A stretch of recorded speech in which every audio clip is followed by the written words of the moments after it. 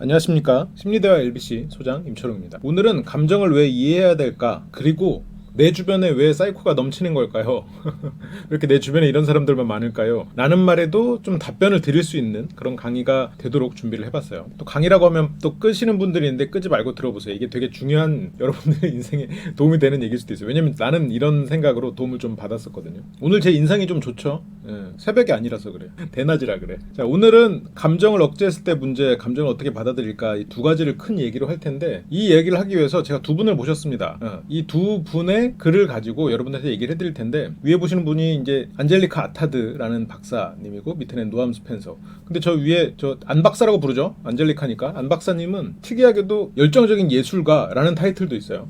작가기도 하고. 저 노암 스펜서 박사 같은 경우는 이제 노 박사라고 부르고, 안 박사님과 노 박사님을 오늘 모셨는데, 노 박사님도 소설을 쓰신 분이에요. 참 이게 융합적인 사고력이 많은 분들이죠. 이게 참 지식이라는 게 그런 것 같아요. 이게 어느 한 분야만 파는 것도 물론 중요하지만, 또 박사가 되면 얕고 넓게 알아야 되는 그런 필요도 있거든요. 물론 자기 분야에 파고. 그래서 결국 T형 인재가 돼야 된다, 뭐 그런 얘기를 옛날에 한창 유행하기도 했었죠. 얇고 그리고 자기 분야에서는 깊게. 근데 물론 그렇다고 뭐 이분들이 뭐 소설에서 얇게 쓴다는 아니고 참 특이한 이력들이 있으신 분들 같아요. 그래서 이 두 분이 과연 감정에 대해서 어떻게 얘기를 했을까? 감정 이해를 하니까 소설이나 이런 거를 쓸 때도 훨씬 더 유용하긴 했겠죠. 심리 묘사나 이런 것도 훨씬 더 잘했을 것 같아요. 먼저 노 박사님이 얘기를 해줬습니다. 일단 최신 심리 연구에 따르면 이게 우리가 가지는 심리 문제의 대부분의 원인은 결국 우리가 감정적으로, 내가 정서적으로 어떤 느낌이 있는지 회피하는 데서 그게 발생한다는 거예요. 많이 겪잖아요, 감정적 문제를. 그러니까 증상이 다양해도 결국 원인은 자기 감정을 들여다보지 않는 데서 일어난다는 거지. 이게 지금 서양 문화권에서도 이런 얘기가 나오는데, 지금 우리나라는 어떻겠어? 더 심하단 말이에요. 이게 감정을 드러내면 점잖지 못하다라는 그런 안목지가 존재하는 사회이기도 했었잖아요. 그러다 보니까 내가 뭐 수동 공격이나 이런 걸 할 때도 이게 문화권 차이를 좀 생각을 해야 된다는 얘기를 했던 게, 우리나라는 실은 수동 공격을 안 했을 때 문제가 되는 경우도 많아요. 직접 공격을 어떻게 해? 자기 말을 그대로 어떻게 드러내? 거절을 어떻게 해? 거절을 물론 하면 좋을 때도 있죠. 근데 거절을 하면 그 상대가 반항하네? 내가 이렇게 눈치를 줬는데도 몰라? 이런 식이 된다는 거예요. 그래서 이게 문화의 차이가 있는데, 지금 서양에서도 저런 정서적 회피 습관이 문제를 만든대. 그러면 우리나라에는 더 심할 가능성이 있는 거죠. 뭐 화병, 정식으로 등재됐다고 해요. 화병이라는 게. 그런 것들도 실은 어떻게 보면 정서적 회피 습관에서부터 시작된 문제일 수도 있겠죠. 그래서 이런 부정적인 감정을 피하는 거는 결국 그 얘기를 하는 거예요. 스트레스가 있어요. 그걸 술로 풀어. 그럼 어떻게 돼? 술 마시니까 기분 좋지. 취하고 맛있고 거기다 안주까지 먹으면 더 좋지. 근데 스트레스가 풀리나? 아니죠. 스트레스는 그대로 있죠. 실은 체력적으로는 더 약해지기 때문에 스트레스는 더 심해져요. 그러면 술에 깨면 다시 술을 찾게 돼. 스트레스는 남아있으니까. 내가 일이 밀렸을 때 자버리는 것도 비슷한 거죠. 그런 것들, 뭔가 문제는 해결되지 않고 문제는 차곡차곡 쌓여가는데 나는 어디론가 도망가 있고, 그리고 다시 돌아보면 그 문제는 더 쌓여있고, 그러니까 다시 또 도망가고 싶고, 악순환에 빠진다는 거예요. 결국은 문제를 키운다는 얘기지. 이게 내가 했으면 별일 얘기 아닌데 이 노 박사님이 했다니까 굉장히 또 의미있게 들리죠? 안 박사님은 무슨 얘기를 했냐? 그러면 사람들이 왜 감정을 억누르는가? 노 박사님이 서두를 여니까 이제 안 박사님이 왜 감정을 억누르는가? 물론 이 두 분이 같이 얘기를 한 건 아니에요. 두 분이 쓴 글을 제가 조합을 해서 여러분들한테 들려드리는 중입니다. 첫 번째는 공간적 환경도 영향이 있을 수 있다. 그래서 내가 어떤 감정을 경험하고 표현할 공간이 거의 없는 그런 환경적 차원인 거죠. 그 집의 문화일 수도 있고, 나아가서는 그 사람이 사는 공동체, 동네, 이런 것들이 뭐 감정을 경험하거나 표현하거나 이런 거에 적합하지 않은 그런 환경에 사는 사람도 있어요. 그리고 의외로 한국이란 나라 자체가 비교적 그런 모습을 띠어. 어떤 감정을 경험하고 표현할 공간이 생각보다 좀 적다는 거지, 상대적으로. 그러니까 이분이 뭐 한국의 문화를 알아서 저렇게 쓴 건 아니지. 그냥 저렇다는 건데 제 주관적인 얘기일 수 있겠죠. 그런 것들이 상대적으로 많이 없지. 많이 없었던 시절이 있었고, 그래서 이런 감정을 경험하고 표현하는 거를 잘 몰라요. 보지를 못했어. 그러니까 연애를 못하는 사람도 똑같아요. 연애를 잘 못하는 사람들 중에 한 부류는 일단 부모님이 바쁘셨거나 아니면 부모님이 서로가 애정하는 모습을 못 봤어. 예를 들어서. 그러면 누군가가 누군가를 사랑하는 모습을 어디서 봐? TV에서 봐. TV에서 사랑하는 모습은 어떻게 나와요? 둘 중에 하나야. 엄청 사랑하거나 엄청 싸우거나 뭔가 막 문제가 생기고 스펙타클해요. 근데 실제로 연애나 사랑은 스펙타클하지 않거든. 평온하거든요. 대부분의 시간이. 그러다 스펙타클한 순간도 있는 거지. 그런 일들이 생기는 거예요. 이제 글로 배우거나 콘텐츠로 배울 때 실제 어떤지를 모르는 거지. 근데 방금 제가 부모님이 서로 사랑하는 모습을 예를 들었지만 그걸 표현을 안 하잖아요. 보여주지 않잖아. 보여주는 걸 나쁘다고 생각하는 경우가 많단 말이에요. 아예 어디 어른이 이렇게 사랑하고 이런 거를 체면 없게 자기 체면을 지켜야지 이러면서 딱 근엄한 아버지, 그 조용한 어머니, 예를 들어서 이런 이미지를 그리고 있는 집도 꽤 있었다고. 그런 집에서 경험을 했으면 나이가 들어서 자기가 각자 배워가고 할 수도 있겠죠. 그런데 쉽지 않다는 거지. 그냥 억누르는 게 당연하다고 생각되는 경우가 있는 거죠. 예를 든 거예요. 두 번째는 교육이에요. 그냥 아예 감정을 표현하는 거, 감정을 나타내는 거, 드러내는 게 아예 잘못했거나 부끄러운 거, 그거는 네가 약한 거야. 울면은 약한 거야. 누군가를 질투하는 건 사악한 거야. 어떤 감정이 떠오르는 것조차 네가 부족한 거야. 그래서 이런 식의 교육을 했다고 치자고요. 물론 이렇게까지는 안 하지. 근데 그 감정 표현, 화가 난다 이럴 때 이런 걸로 왜 화내? 이런 걸로 왜 울어? 이런 것들로 교육을 한단 말이죠. 여기서 그런 말을 써요. 저는 이게 상당히 인상적이었는데, 부모가 어떻게 보면 되게 좋은 부모들도 이런 실수를 해요. 어떻게 보면 좋은 부모가 더 이런 실수를 할 수도 있겠지. 안 박사님의 말이에요. 그러니까 부정적인 감정에 대해서 부정적이라고 표현을 하거나 아니면 그런 걸 표현한 적이 아예 없는 부모가 그런 감정을 무효화하는 메시지라고 해요. 그런 걸 무효화하는 메시지. 그러니까 이 아이 마음속에 떠오른 우울함, 이 마음속에 떠오른 분노, 이런 감정들을 무효화시켜요. 지금 그런 거 생각할 때가 어딨어? 빨리빨리 서둘러. 얘가 뭐여서 기분이 나쁘거나 이럴 때도 뭐 빨리 해. 빨리빨리 서둘러. 이게 나쁜 거 아니거든요. 당장 부모 입장에서는 해야 될 일이 있어. 예를 들어서 뭐 병원이 예약돼 있어. 대기자가 2명으로 줄었네? 빨리 뛰어가야 돼. 빨리빨리 해. 달고 산다고요, 실은. 어쩔 수 없어. 그러니까 이게 제가 지난번에 과도한 책임감에서도 말했지만, 부모가 잘못한 일이 아니야. 하지 못한 일이지. 그래서 예를 들어 뭐 그만 울어. 이런 거는 네가 감사하게 생각해야 되는 일이지, 바보처럼 굴지 마, 다 괜찮잖아, 이런 것들. 그러니까 부모 입장에서는 아이를 독립적으로 키우고 더 좋은 아이로 만들기 위해서 나도 노력하고 너도 이만큼 노력해라라고 가르쳐 주는 건데, 그게 잘못했다는 건 아니에요. 근데 그 과정에서 감정을 억누르게 되는 훈련을 하게 되는 경우가 있다는 거예요. 그러니까 어떤 면에서는 우리는 감정을 억누르는 그런 교육을 일정 부분 받을 수밖에 없어요. 왜냐면 부모가 완벽하지 않거든. 부모가 모든 걸 할 수 없단 말이에요. 그러다 보니까 거의 대부분의 사람이 감정을 억누르는 경험을 해요. 근데 물론 제일 좋은 건 어려서는 자기 감정에 대해서 잘 알고 사회에 나가서 자기 감정을 잘 조절하면서 절제하기도 하고 관리하기도 하면서 사회생활을 잘하는, 이렇게 되면 제일 좋은 것 같아요. 그런데 그게 쉽지가 않다는 거지. 그냥 쭉 억눌러서 가버리다가 어느 순간 성인도 그냥 뭐 20, 30대도 아니고 한 40, 50대가 돼가지고 펑 터져버리는 그런 케이스들이 가장 안타까운 케이스고, 그래서 그 전에 이런 훈련을 좀 해야 된다는 거죠. 근데 이거를 어디서 가르쳐줘? 이런 감정에 대한 거를 학교에서 안 가르쳐주잖아요. 부모도 어떻게 가르쳐줘야 될지 몰라. 왜냐면 부모도 못 해봤거든. 그러니까 이건 나이를 불문하고 되게 중요한 포인트가 될 수 있을 것 같아요. 자, 그리고 건강한 감정 표현의 모델 부자인데, 아까 말했던 것처럼 어디서 보고 배우질 못한 거야. 어릴 때는 부정적인 감정에 빠지고 인정하는 것이 좋지 않다고, 부정적인 감정에 빠져 있으면 안 되지. 거기서 좀 스스로 부정적인 감정이 떠올라도 거기서 좀 빠져나오고 해야 되는데, 어릴 때 이렇게 빠져나오고 자기 감정 표현을 안 하고 그런 성숙한 부모라고 해도 그 모습을 보면 아이 입장에서는 저분이 감정이 안 떠오르는 건지 아니면 떠올랐는데 그걸 그냥 잘 컨트롤하는 건지가 안 보여. 그래서 그냥 표현을 안 하는 줄 알아. 그러니까 감정이 아예 떠오르지 않고 표현을 하면 안 되는 건 줄 알아버리는 거지. 그래서 아이들은 억제하는 거에 맞춰버리는 거예요. 그러니까 이게 부모가 꼭 성숙하다고 해서 아이가 그 감정에 대해서 성숙해지냐? 그것도 아닌 거지. 그래서 참 어려운 거예요. 그래서 쉽지가 않은 거야. 그리고 네 번째는 트라우마나 이런 것처럼 마음에 상처가 있는 경우. 내가 어떤 감정 표현을 했을 때 혼난 거야. 비난받거나 아니면 망신을 당한 거지. 학교에서 울었는데 예를 들어서 뭐 애들이 막 놀려 먹은 거지. 울보라고 막 놀렸어. 아니면 진짜로 화낼 만한 일이었고 내가 쌓아두다가 화를 딱 냈는데 뭐 찍혔어. 분조장으로 찍혔어. 그렇게 하면서 사람들이 막 슬슬 피해. 뭐 이런 것들이 다 트라우마가 될 수 있겠죠. 그러니까 이런 것들이 어느 하나가 딱 나의 이유다 이렇게 찝어내긴 어려워. 저런 것들이 다 얽혀 있거든요. 그래서 어쨌건 이렇게 사람들이 감정을 억누르는 이유가 있는 거예요. 이게 안 박사님의 말입니다. 그러니까 이제 노 박사님이 그러면 그게 왜 회로우냐를 얘기해줘요. 그래 안 박사, 그게 그렇게 해서 회피하게 되지. 자, 그럼 나는 그게 왜 회로운지 얘기해주겠어. 거기서 이게 악순환에 빠진다는 거예요. 아까 말했던 마치 술 마시는 것 같다는 얘기지. 술 마시는 게 나쁘다는 거 아니에요. 나도 술 좋아해요. 물론 요즘에는 뭐 술 마실 시간이 없고 마실 사람이 없어서 못 마시고 있지만 관찰 예능 같은 거 보면 사람들 술 마시고 있어가지고 막 부러워. 입맛을 다지면서 영상을 봐요. 근데 어쨌건 그게 문제가 아니라는 거야. 그게 악순환을 만든다는 게 문제지. 내가 부정적인 거를 회피하기 위해서 뭘 한다는 게 문제죠. 악순환을 빠지는 원리는 뭐냐면, 처음에 내가 이런 부정적인 감정을 자극하는 그런 상황이나 그런 사람, 경험 이런 걸 아예 피해야 된다고 생각해. 그건 나쁘니까. 내가 질투심이 떠올라. 그럼 내가 질투심을 인정해서는 안 되지. 이걸 느끼게 하는 저 사람을 피해야 돼. 혹은 여길 오면 안 돼. 예를 들어서 어제 내가 동아리 모임에 갔어. 그런데 내가 상대적으로 좀 열등감을 느끼는 그런 게 있을 수도 있겠죠? 아니면 이런 자리에 잘 안 와봤으니까 좀 불편할 수도 있겠지. 그런 부정적인 감정이 떠올라. 그러면 내가 이 모임에 안 와야겠구나 생각해버려. 그러면 피해야 된다는 느낌이 든단 말이야. 그럼 두 번째로, 그렇게 해서 예를 들어 동아리 모임에 안 나가. 아니면 그런 사람을 줄여가. 주변에 사람이 줄어. 내가 나갈 수 있는 곳도 줄어. 그러다 보면 새로운 곳에 가겠죠? 계속 새로운 곳을 떠돌아. 그러면 내가 어떤 공간에 가서, 어떤 모임에 가서 사람들이랑 친해지고 거기서 내가 어떤 헌신도 하고 그러면서 관계를 맺고 이런 거를 배울 수 있겠어요? 못 배워.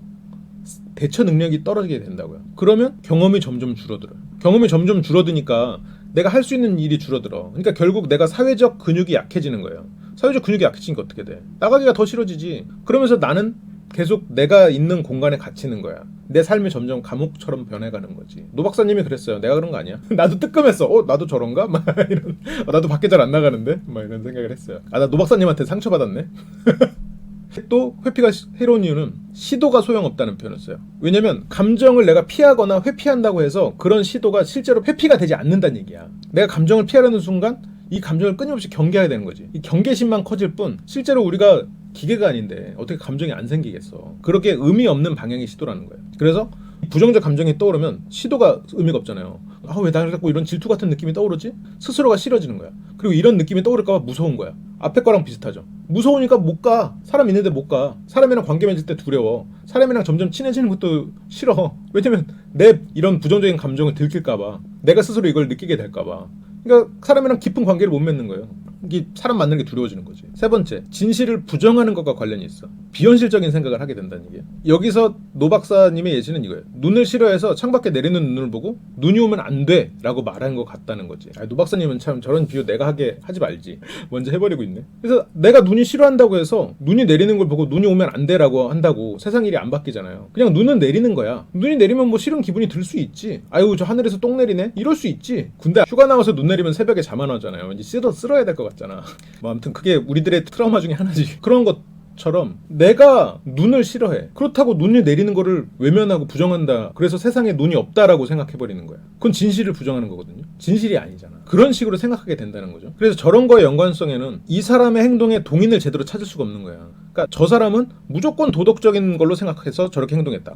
저 사람은 그냥 사이코패스니까 저렇게 해서 행동했다. 이렇게 돼버려. 진실은 쟤도 인간 나도 인간 평범한 사람인데 저런 상황에 처했어. 그래서 저 사람의 어떤 특성이 저렇게 행동하게 만드는 거야. 이러면 쟤도 이해할 수 있고 얘도 이해할 수 있어요. 그러면 세상엔 다 평범한 사람이고 그 사람의 행동들이 어느 정도 예측이 돼. 그래 이 사람이 이런 거에 처해서 그렇게 됐구나. 내가 이 부분에서 좀 몰아붙이지 않으면 좀 다시 긍정적으로 끌어올 수 있겠구나. 이런 전략이 세워진다고. 그런데 이 사람이 예를 들어 부정적인 행동을 했어. 부정적인 감정이야. 어떻게 인간이 저래? 그럼 쟤는 인간 취급도 안 되는 거야. 그럼 어떻게 돼야 돼? 그 사람이랑 관계를 끊어야 돼. 그 사람이 어떻게 행동할지 예측도 안 돼. 무조건 나쁜 사람이 돼버려. 반대로 무조건 좋은 사람도 있겠지. 근데 무조건 좋은 사람이 어쩌다가 인간적인 행동을 했어. 쟤 왜 저래? 이상하네? 변했네? 나를 무시하나? 그러면서 쟤는 또 악인이 돼버려. 아니면 쟤가 나를 해치려는 사람이 돼버리는 거죠. 그러니까 평범한 인간들만 있는데 내 필터에는 내가 감정을 외면하고 있고 저렇게 진실을 부정하고 있으니 이 사람들이 다 이상한 사람들이 돼버리는 거예요.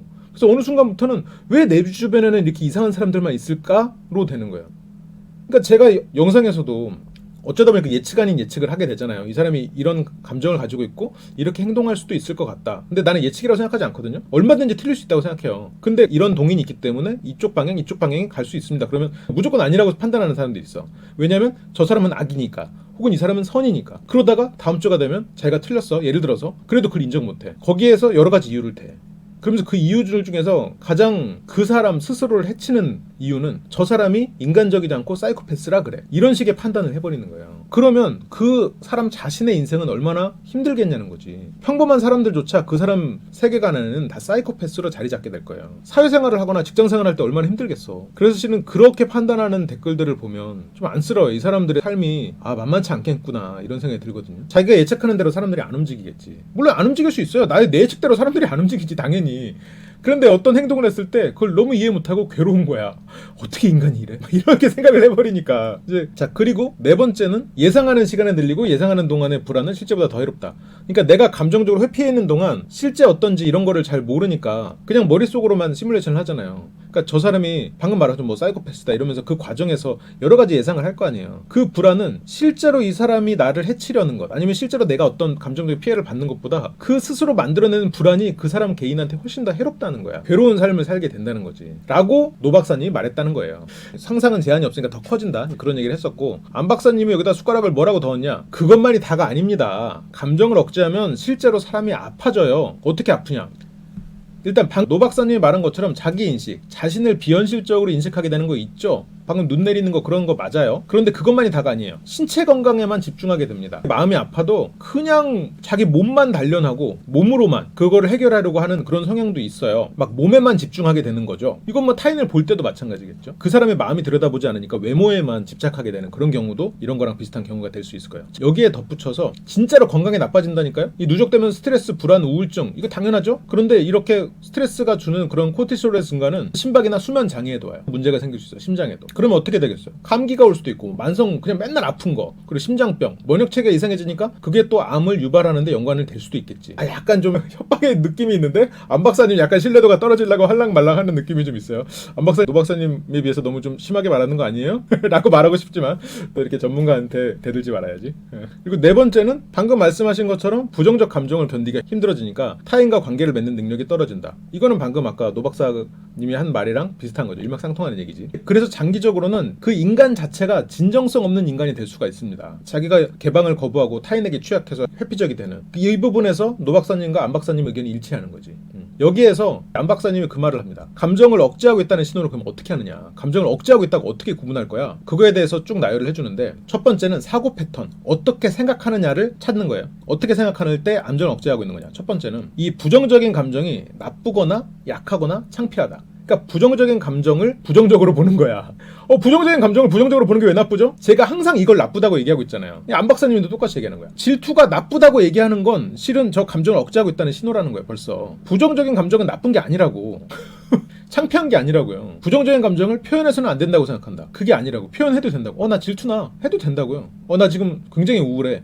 말해도 돼. 나 지금 좀 화가 난다. 말할 수 있어. 오히려 화 났는데도 안 난 척하고 상대를 다른 부분에 있어서 공격하고 마치 내가 다른 옳은 일을 하는 것처럼 상대를 공격한다. 그게 어떻게 보면 감정을 억제하고 있는 신호일 수도 있는 거예요. 나는 내 부정적인 감정과 싸우지 않아. 내가 우울해서 이러는 거 아니야. 내가 뭐 질투나서 이러는 거 아니야. 그러면서 나는 괜찮아. 나는 올바른 일을 하고 있어. 그렇게 표현한다는 거지. 그래서 이런 것들이 어떤 사람의 사고, 머릿속에 생각으로 남아있으면 그건 이 사람이 감정을 억제하고 있다는 얘기예요. 자, 이거를 그 사람 이제 생각에서 찾을 수 있는 거고, 두 번째는 행동이에요. 어떤 행동을 하면 감정을 억제하고 있다고 판단할 수 있을까? 첫 번째는 이 사람이 부정적인 생각과 감정을 무시하고 밀어내. 그러니까 그런 감정 자체를 다 무시해버리는 거야. 그런 경우가 있을 거고, 이 부분이 자신과 관련된 행동 패턴 어떻게 보면 이게 가장 중요한 포인트인데, 음주, 폭식, TV 보기, TV를 그냥 보는 게 아니라 과도한 시청이겠죠. 그래서 게임, 과로, 일에 미치는 것도 마찬가지야. 이런 것들을 마비 및 회피 행동, 어떤 다른 걸 생각하거나 다른 거를 할 수 없을 정도로 내가 이거에 완전 빠져버릴 정도의, 그렇게 뭔가 다른 사고 체계가 다 마비될 정도의 그런 행동, 뭔가에 회피해서 저기에 빠지는 그런 것들로 부정적인 생각이나 감정을 피하고 주의를 분산시키는 거야. 그러니까 첫 번째 무시하고 밀어낸다와 좀 비슷하지만 저런 걸 하고 있는 것도 실은 자신과 관련된 행동 패턴인 거죠. 세 번째는 어떻게 보면 두 번째랑도 연관이 있는데, 내가 삶에서 일어나는 일들이 나한테 해를 끼치고 있어. 예를 들어서 내가 뭐 밤새 유튜브를 봐. 여러분들 유튜브 보고 있는데 이런 말 하면 좀 그런데 제 거 봐주세요. 끝까지 보십시오. 네, 밤새 보셔도 좋습니다. 네. 안 박사님의 의견과 저는 달라요. 유튜브로 예를 들지 마자. 봐야 되니까. 예를 들어서 다른 사람들한테 뭐 악플을 계속 달고 있어. 내가 저 사람을 욕하고 있어. 부정적인 감정이나 이런 생각을 밀어내니까 그런 부정적인 감정이 떠오르는 사람한테, 혹은 내가 뭐 응원하는 사람한테, 그렇게 한 사람들한테 욕을 막 달아. 그게 내 삶에 분명히 해를 끼치고 있거든요. 근데 그걸 인정하지 못해. 나는 옳은 일을 하고 있다고 생각해버린다고요. 그거를 나는 내가 내 삶을 해치고 있다고 생각 못하는 거지. 예를 들어서 내가 식에 막 빠져 있어요. 그럼 마비 행동을 하고 있어. 자기 방은 어때? 다 배달 음식에 예를 들어서 그게 막 쌓여 있어. 거기 곰팡이가 피고 있어. 그 보면 또 쌓여가네? 보기도 싫어. 하지만 배는 고프니까 또 배달시켜야지. 계속 쌓여가. 이런 것들을 애초에 인식이나 인정하는 게 어려운 거야. 그걸 밀어놔 버리는 거지. 뭐 예시가 좀 잘못됐을 수도 있겠네요. 어쨌건 이렇게 계속 감정이 쌓이고 밀어내고 회피하고, 그렇게 내 감정이 이런 행동에서 드러나지 않도록 해서 억압을 해놓는 거예요. 다른 데로 분산시키거나 다른 데 몰두해버리거나 다른 데 빠져있거나 그렇게 되고, 이런 게 내 인생을 해친다고 또 인정하지 못하는 이런 게 있다가 어느 순간 이게 빵 터져버리는 거지. 뭐 인간관계에서 터질 수도 있고, 혼자서 막 갑자기 눈물이 막 줄줄 흐를 수도 있는 거고, 이제 그런 자신을 순간 발견하면서 자기도 당황하는 거예요. 이제 그런 식의 패턴이 있다는 거예요. 그리고 이거는 이제 아까도 얘기했지만 신체적 웰빙에 더 집중한다. 그러니까 신체적 웰빙에 집중하는 건 나쁘지 않아. 그런데 내 감정을 무시하고 내 몸에만 집착적으로 빠져드는 사람이 있어요. 이거는 물론 뭐 어떤 면에서는 건강한 면도 있죠. 뭐 근육을 단련하고 이런 건 있지만, 균형을 깨진 상태로 과도하게 집착을 하는 거는 너무 내 몸에만 집착한다. 자기 마음에 있어서는 막 어떤 다른 열등감이나 이런 것들이 너무 막 많고 타인과 관계가 힘들어. 그런데 신체적 웰빙에 막 집중해. 아니면 사람을 외모만 봐. 아니면 성형에 막 중독돼 있어. 아니면 몇 시간을 항상 화장대 앞에만 있는 거야.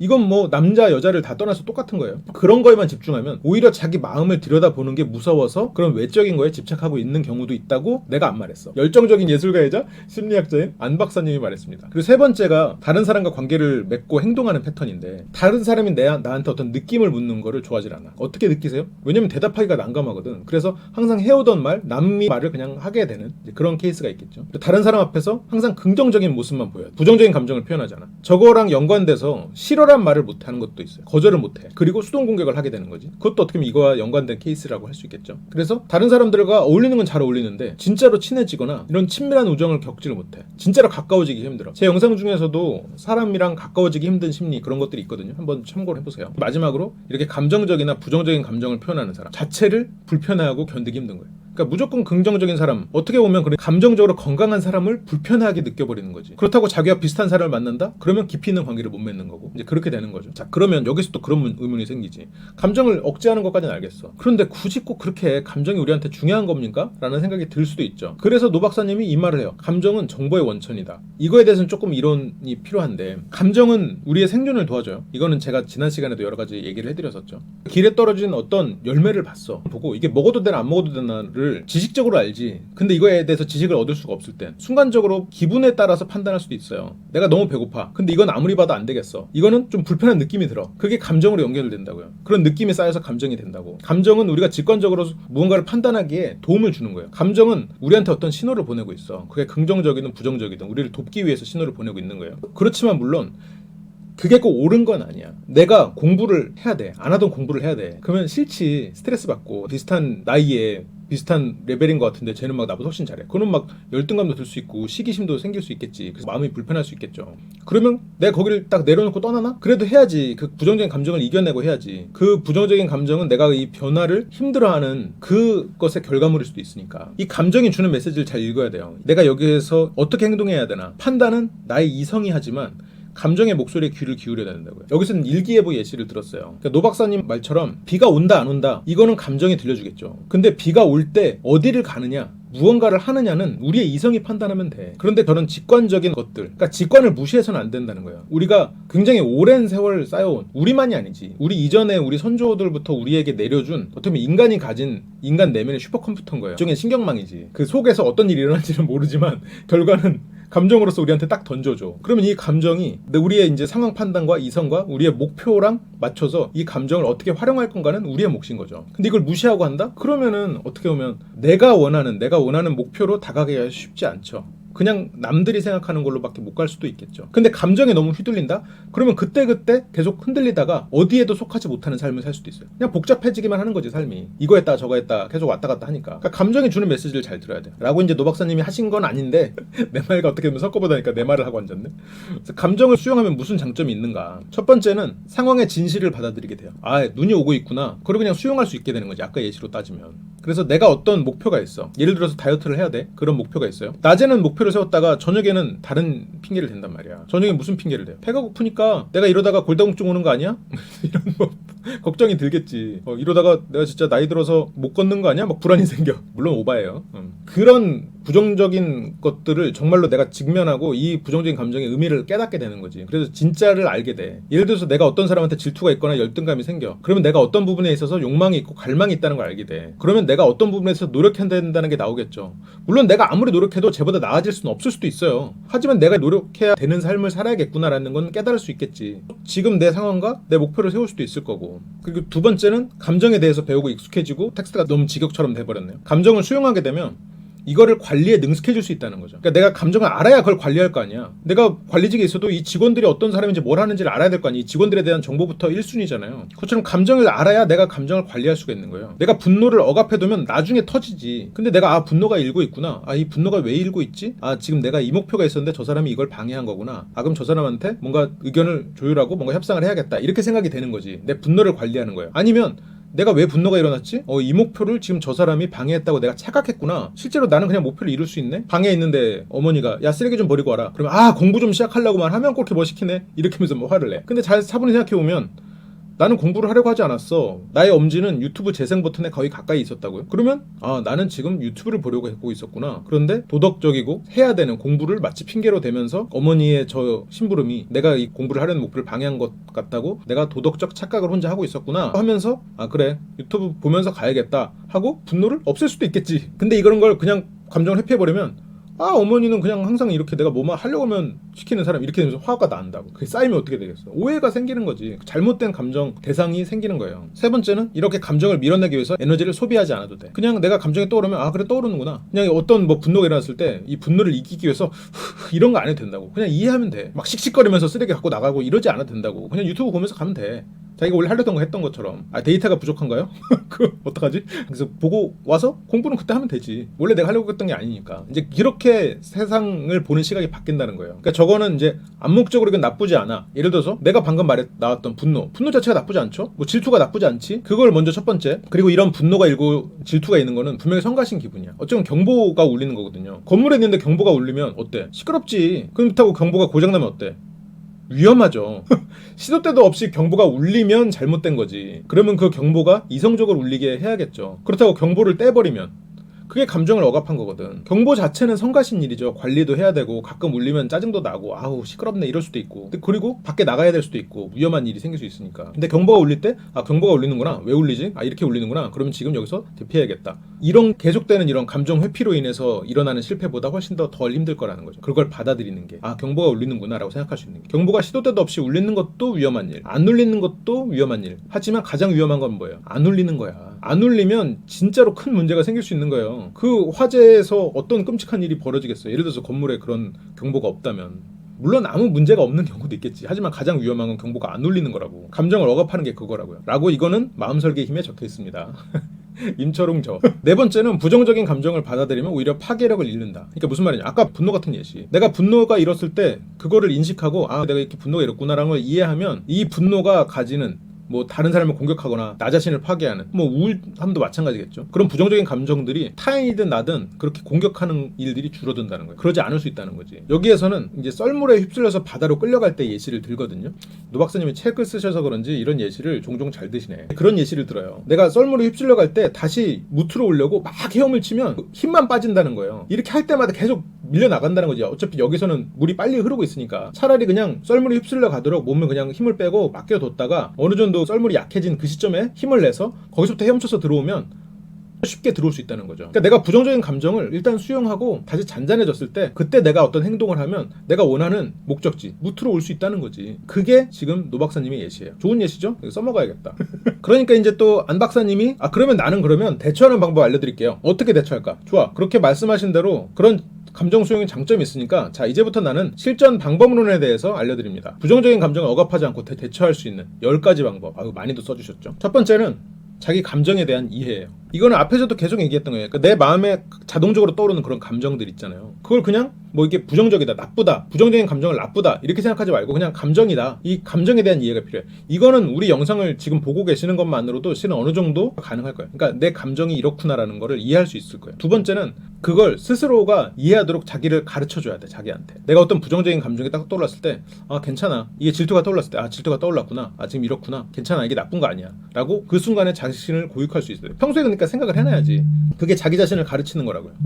세 번째는 내 몸에 어떻게 나타나는지. 아까 안 박사님은 이제 그런 얘기 했잖아요. 내가 너무 신체적인 거에 집중한다거나 아니면 스트레스가 발생했을 때 우울증 아니면 수면장애 이런 것들이 올 때 그런 것들을 캐치할 수 있겠지. 그런 게 몸에 막 어떤 떨림으로 나타날 수도 있는 사람도 있을 거고. 그래서 그게 내 몸에 어떻게 나타나는지. 어떤 사람은 부정적인 감정이 딱 나타났을 때 하품을 할 수도 있을 거고. 그래서 감정을 유발하는 요인. 예를 들어서 내가 담배를 핀다고 가정하자고요. 그러면 담배를 피고 들어오면 뭔가 그 옆자리에 있는 사람이 자꾸 거슬리는 행동을 해. 그러면 이 감정이 유발하는 요인이 옆 사람이 아니라 내가 담배 피는 걸 수도 있어. 예를 드는 거예요. 그러니까 내가 부정적인 감정의 원인, 그게 왜 떠오를까? 내가 누군가를 만나고 왔을 때 그럴 수도 있을 거고, 내가 어떤 행동을 했을 때 그게 나타날 수도 있을 거고, 어떤 행동을 하고 그게 그 다음날 나타날 수도 있을 거고, 그걸 찾는 거예요. 근데 이 부분에 대해서는 조금 더 제가 간단한 방법을 그 마음설계의 힘에 써놨는데 자꾸 너무 책 광고 같아가지고, 제가 추천하는 방법은 내가 좀 부정적인 감정이 떠오른단 말이에요. 그럼 메시지가 있을 거야.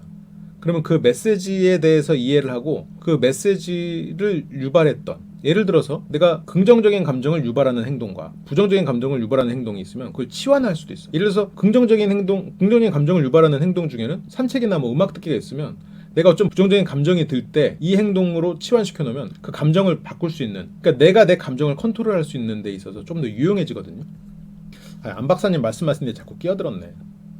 그래서 감정과 함께하는 법, 그 감정을 그냥 수용하는 법을 배우라는 거죠. 그러니까 이게 대처하는 방법이지만 실은 앞에서 어느 정도 했던 얘기들이긴 해요. 여섯 번째는 감정을 인정하는 거. 네 번째는 감정과 함께 머무는 건데, 내가 지금 좀 불안함이 있구나, 뱃속이 약간 좀 불편한 느낌이, 이런 어떻게 신체적인 감정을 통해서 그래 내가 불안이 있구나, 지금 이 일이 아직 확정이 안 나서 내가 이것 때문에 불안하구나, 그래 불안이 있을 수 있지, 그냥 그렇게 그냥 수용하는 거야. 그리고 감정이 전달하는 내용을 이해하는 거랑 도움이 되는 행동을 선택하는 거, 마지막으로 연습인데, 이 연습은 당연히 이게 꾸준히 인내가 필요하겠죠. 한 번에 안 바뀔 테니까. 근데 저 전달하는 내용 이해하는 거랑 도움이 되는 행동은 조금 더 구체적으로 봐야 돼. 감정이 전달하는 내용을 이해하기 위해서는, 이거는 아까 노 박사님이 말한 것처럼 이 감정은 분명히 우리 생존을 위해서 메시지를 전하고 있거든요. 그거는 우리 이성과 조합해서 무언가 우리가 선택할 때 필요한, 어떻게 보면 자원이야. 우리의 의사결정을 위한 자원이라고요. 그렇기 때문에 감정을 이해하는 건 중요해. 그러면 어떻게 전달하는 내용을 이해할 거냐, 지금 뭐가 내 감정을 일으켰나 판단해야 돼. 즉 엄마의 심부름인가, 아니면 공부를 하려는 마음인가, 아니면 싫은 유튜브를 보려는 마음이었나, 그 어쨌건 뭔가를 찾아야 돼. 아니면 내가 지금 이 음악을 들어서인가, 그건 뭐 좋은 걸 수도 있겠죠. 그러면 지금 이 감정이 나한테 뭘 전달하려고 하는가, 이 분노는 뭘 나한테 전달하려고 하는 거지, 이 분노는 내가 진짜 공부를 하려고 했던 거에 대한 분노인가, 그걸 찾아야지. 아니면 그냥 나가기 싫고 귀찮음에 대한 분노일까, 그걸 찾아야겠. 그러면 이 감정은 나한테 뭘 필요로 하는가, 휴식을 필요로 할까, 아니면 이 감정이 옳지 않음을 그냥 인식할 수 있는 걸까, 그걸 찾아야 되는 거예요. 그렇게 해서 이 감정에 대한 이해를 할 수가 있어요. 조금 더 성숙하게 대응할 수 있게 되는 거지. 불필요한 부정적 감정을 내가 컨트롤할 수 있게 될 거예요. 그래서 9번째로 도움이 되는 행동을 선택하는 거예요. 실은 이게 가장 중요한 포인트야. 안 박사님 말씀에서 이것만 머릿속에 이해하고 나머지는 앞에서 했던 이론들과 일맥상통하니까 이것만 머릿속에 가져가도 우리가 감정을 컨트롤하는 데 있어서 도움이 될 것 같더라고요. 안 박사님이 아니라고 할지도 모르지. 도움이 되는 행동을 어떻게 선택할 거냐, 문제에 대한 해결책을 찾고 거기에 대한 조치를 취하는 거잖아요. 그러면 이 문제는 어떤 게 있겠어? 내가 분노가 일었어. 무슨 문제가 있어? 공부를 해야 된다는 문제가 있다고 착각했지. 무슨 문제가 있었어? 편하게 앉아서 유튜브를 보고 싶다. 그걸 방해받은 문제가 있었지. 그럼 조치를 어떻게 취하면 돼? 몸은 좀 수고롭게 움직이는 거, 그 정도는 수용할 수 있지. 유튜브 보는 거 가면서 볼 수 있지. 그렇게 하면 되는 거야. 오경보, 경보가 막 울려, 불안이 막 울려, 불안 사이렌이 막 울려, 머릿속에서 맨날 울려. 그렇다면 경보기를 떼버려야 되나? 그건 아니죠. 불안은 어쨌건 우리에게 필요한 감정이에요. 근데 내가 지금 불안할 일이 없는데 괜히 불안해. 그럴 때는 그냥 오경보라고 생각하고, 이건 경보, 잘못된 경보구만, 지나갈 때까지 참는다. 그렇게 하면 그 경보기가 서서히 괜찮아질 거다라는 얘기를 하는 거죠. 근데 안 박사님 이 글보다 내 책이 더 빨리 나왔어요. 나도 경보 예시를 들었거든. 안 박사님 내 그 표절한 것 같은데 말. 농담이에요. 그리고 자신한테 친절하게, 저건 되게 중요한 포인트예요. 꼭 이런 심리책이 아니어도 다뤄지는 요소 중에 하나인데, 내가 사랑하는 타인으로 대하라라는 거죠. 나를 친절하게 대해야 돼.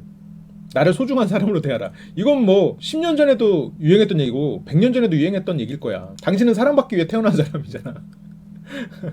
그런 것처럼 나 자신에게 친절해야 돼. 나를 소중하고 사랑하는 타인이라고 생각하고 대할 때와 똑같이 나를 대하지. 그 사람을 대하는 것과 나를 똑같이 대하지. 근데 이게 정말 어려워요. 다 어렵겠지만 특히나 이렇게 뭔가 책임감과 희생, 헌신을 되게 높은 가치로 부여받는 문화권에서는 저게 더 힘들어. 우리나라도 부모는 되게 자기를 갈아 넣어서 자식을 위하는, 그거를 미덕으로 보는 경우도 있잖아요. 근데 내가 소중해야 자식도 소중하게 할 수 있는 거예요. 그래 내가 건강하고, 내가 정신도 건강하고 마음도 건강하고 이래서 그 아이한테도 좋은 롤모델이 될 수 있겠지. 너는 나처럼 살지 말아라. 그게 무슨 말이야. 보고 배운 게 그건데 어떻게 다르게 살아. 자식한테 독립적이고 건강한 삶을 살게 해주고 싶으면 내가 그 모습을 보여야 돼. 자식을 성실한 사람으로 살게 해주고 싶으면 내가 성실한 모습을 이 친구가 보이고 그걸 가지고 이해할 수 있게 해줘야지. 나는 집에서 그냥 내 삶에 대해서 한탄하고 우울해하고 그렇게 찌그러져 있는데 너는 나처럼 살지 마라, 그걸 말이라고 하는 거야? 사람은 보고 배우고 경험한 거를 디폴트로 생각할 수밖에 없어요. 내가 그 모습을 보여줘야지. 지금까지 못했어도 어떻게든 해야지. 최소한 노력하는 모습을 보여야 그게 귀감이 되겠죠. 그래서 자신한테 친절하라는 거죠. 그 다음에 이제 호흡으로 몸을 진정시킨다는데, 호흡은 상당히 중요합니다. 호흡이 우리의 감정을 다스리는데 상당히 유용하고 가장 쉬운 방법 같아요. 그리고 뭐 요리, 뭐 자녀와 놀기, 뭐 운동 이런 것처럼 하고 있는 활동에 완전히 집중해서 집중해서 딱 그것만 집중해서 완전히 참여하는 거, 이게 나한테 도움이 되는 행동이라고 하는 거죠. 그런 거에 좀 가치 있는 의미 있는 운동을 3가지나 또 제시를 해주셨어요. 첫 번째는 감정을 알아차리고 이름을 지으라는 거예요. 약간 낯간지럽죠. 막 분노가 일어나는데 아우 우리 분조장이 일어났어?